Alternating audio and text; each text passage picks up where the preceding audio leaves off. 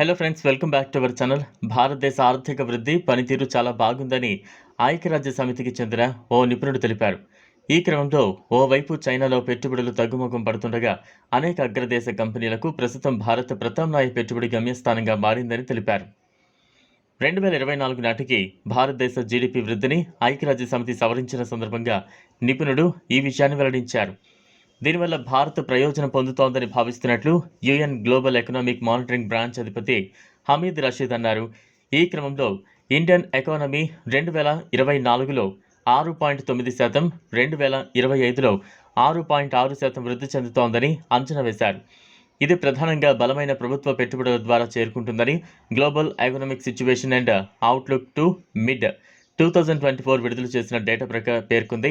బలహీనమైన బాహ్య డిమాండ్ సరుకుల ఎగుమతి వృద్ధిపై ప్రభావం చూపుతూనే ఉన్నప్పటికీ ఫార్మాస్యూటికల్స్, రసాయనాలు ఎగుమతులు బలంగా పెరుగుతాయని భావిస్తున్నారు.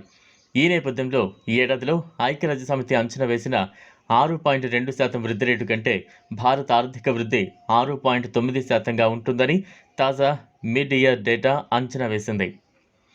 ఇందులో చైనాకు కూడా స్వల్పంగా పెరిగింది. ఇప్పుడు 2024లో చైనా వృద్ధి రేటు 4.8%గా ఉంటుందని తెలుపుగా ఆగస్టులో 4.7%గా అంచనా వేశారు. చైనా వృద్ధి రేటు 2023తో పోలిస్తే 5.2% నుంచి 2024లో 4.8%కి తగ్గుతుందని అంచనా వేశారు. ఇక ప్రపంచంలోనే రెండో అతిపెద్ద ఆర్థిక వ్యవస్థ చైనాకు నిరంతరం వార్నింగ్ ఇస్తోంది. అమెరికాకు చెందిన పెద్ద కంపెనీలు దేశాన్ని విడిచిపెట్టి భారత్లో తమ తయారీ యూనిట్లను నెలకొల్పుతుండగా మరోవైపు దేశ ఆర్థిక పరిస్థితి కూడా మెరుగుపడడం లేదు.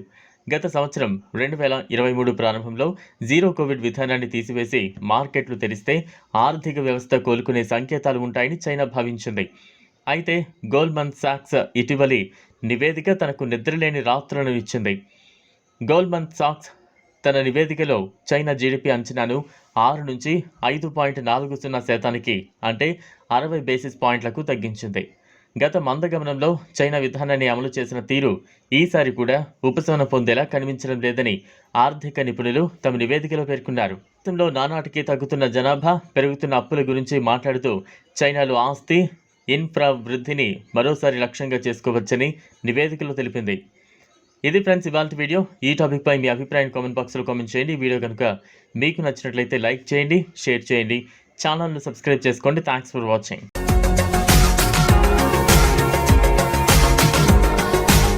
మరిన్ని అప్డేట్స్ కోసం మా ఛానల్ని సబ్స్క్రైబ్ చేయండి.